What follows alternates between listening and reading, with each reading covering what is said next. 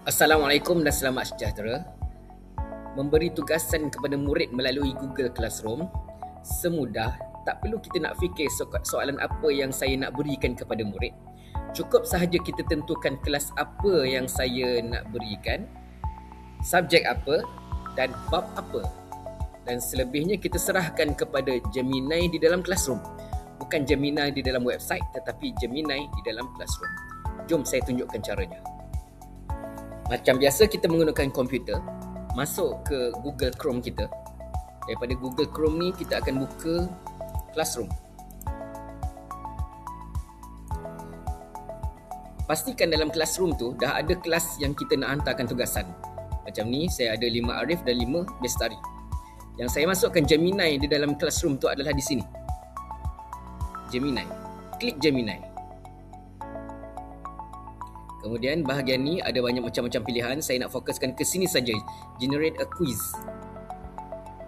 Kelas yang saya nak beri tugasan tidak kelas tahun 5. Soalan yang saya nak beri adalah sebanyak 5 soalan. Dan ini tajuk yang saya nak bincangkan bersama murid bagi latihan adalah tayamum. Saya sebut begitu saja. Generate. Dia perlu huraikanlah dalam bahasa Inggeris. Dan saya minta lah dia. Okey, kemudian di sini ada pilihan. Pilihan saya nak soalan tu dalam multiple choice, true dan juga true or false. Short answer problem, long answer problem, jangan pilih dua-dua ni. Masalah nanti. Okey, generate question. Dia pun generate lah dalam bahasa Inggeris. Saya bagi arahan lagi di bawah ni. Dalam bahasa Melayu. Aras rendah. Sebab saya tengok panjang sangat soalan tu. Enter. Okey. Dia dah jana. Kita tengok. Baca satu-satu. Kod kena atau tak kena dengan apa yang murid belajar. Okey. Kalau semuanya dah kena, barulah kita ambil perkataan export ni. Export, add to class. Kelas mana yang kita nak share? 5 Arif. Kalau kita nak share dua-dua, pilih dulu satu je dulu. 5 Arif dan quiz assignment. Ada dua pilihan, assignment atau quiz assignment. Kita ambil quiz assignment. Confirm. Okay, jana.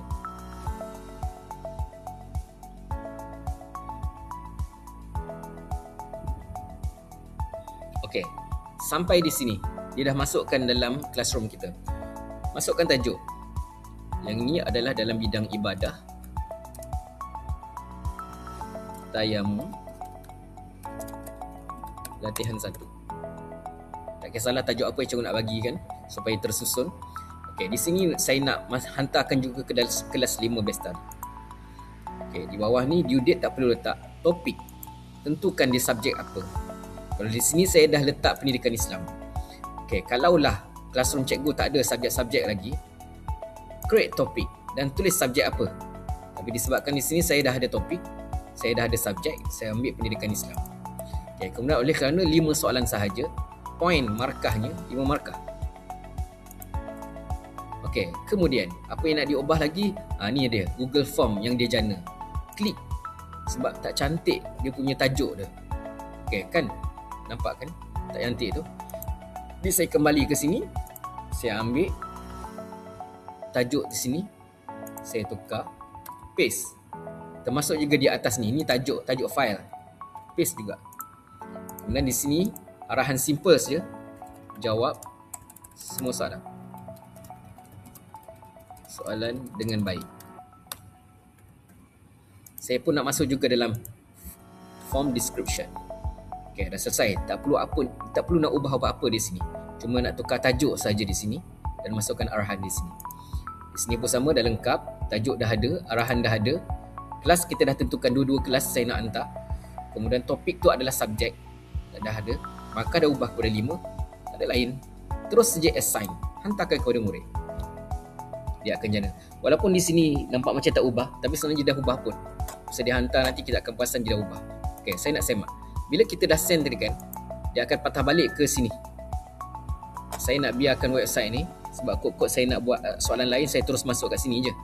Okey, saya nak check adakah tugasan tadi dah masuk. Tadi okey, masuk 5 Arif dan check dalam classwork. Okey, nampak dah masuk. Dan betul tak? Tajuk pun dah berubah. View instruction.